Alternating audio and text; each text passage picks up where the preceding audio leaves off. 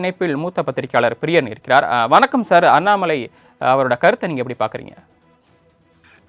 இல்ல, அதாவது பாஜக மேலிட ஒரு உறுதியான ஒரு முடிவை அண்ணாமலை விஷயத்தை எடுத்துட்டாங்கன்னு தான் பார்க்குறேன். இப்போ அவர் வாயிலேயே வெளிவந்த இந்த விஷயங்கள பார்க்கும்போது, நான் புதிய தலைவருக்கான போட்டியில இல்ல என்று சொல்லுகிற இந்த விஷயத்த பார்க்கும்போது, அவருக்கு அவரை அஇஅதிமுகவோட கூட்டணி வைக்கும்பொழுது, அவர் ஒரு ஒரு இடைஞ்சலாகவோ அல்லது அஇஅதிமுகவுக்கு பிடிக்காத ஒரு விஷயமாகவோ அது இருக்கும் என்று நினைத்து பாஜக மேலிடம் உறுதியாக நம்புகிறது.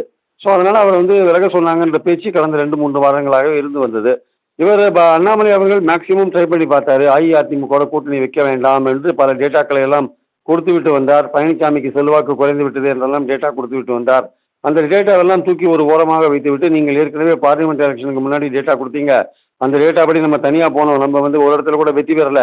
அதனால இந்த வரப்போற அசெம்பிளி எலெக்ஷன்ல 4 இடங்கள் இருக்கிறத கொஞ்சம் இன்க்ரீஸ் பண்ண வேண்டியிருக்கு. அதனால நீங்க கொஞ்சம் ஒதுங்கிருங்க. உங்களுக்கு ஒரு கௌரவமான ரீப்ளேஸ்மெண்ட் நாங்க கொடுக்குறோம் அப்படின்ற ஒரு உறுதிமொழி பேர்ல அண்ணாமலை அவர்கள் இப்போ ராஜினாமா செய்யுமாறு கேட்டுக்கொள்ளப்பட்டிருக்கிறார்.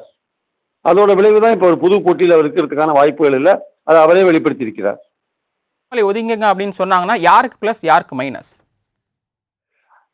பாஜக அண்ணாமலையினால தான் பாஜக வளர்ந்துருக்கு அப்படின்ற ஒரு பேச்சு இங்க இருக்கு ஆக்சுவலா. ஆனா அடிப்படையான விஷயம் என்னன்னா, அண்ணாமலை அவர்கள் அவருடைய நடவடிக்கைகள் மூலமாக பாஜகவை ஒரு பேசுபொருளாக தமிழ்நாட்டில் மாற்றினார் என்பது உண்மை, ஓரளவுக்கு உண்மை. அதில் எந்த மறுப்பும் கிடையாது.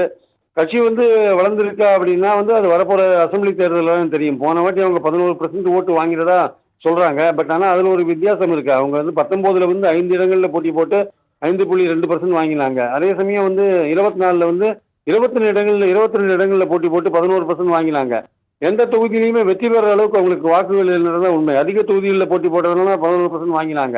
ஸோ உண்மையான செல்வாக்கு என்பது இனிமே தான் தெரிய வரும். அசெம்பிளி எலெக்ஷன்ல தெரிய வரதுக்கான வாய்ப்பு இருக்கு. பார்லிமெண்ட் எலெக்ஷன் வேற, அசெம்பிளி எலெக்ஷன் வேற. கட்சி வளர்ந்திருக்கானா ஓரளவுக்கு அண்ணாமலையோட தலைமையில கட்சி ஒரு பேசுபொருளா மாறி இருக்கு தமிழ்நாடு அரசியல் என்றது அதை மறுப்பது இருக்கு இல்லையா ஆக்சுவலா. இணைப்பில் தங்களுடைய கருத்துக்களை பகிர்ந்து கொண்ட நம்பிக்கை. நன்றி திரு பிரியன்.